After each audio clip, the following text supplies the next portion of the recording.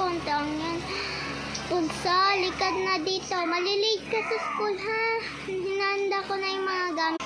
Bunso, gumising ka na dyan. Malilate ka sa school. Na hindi ako papasok sa school kasi may lagnat ako. Ay, may lagnat ka, bunso. Oh, mag-rest ka muna. Ano, hindi ka pa babangon dyan? Malilate ka na! Nay, masakit ang pakiramdam ko sa ulo ko. Masasakit ang pakiramdam ko pag hindi ka bumangon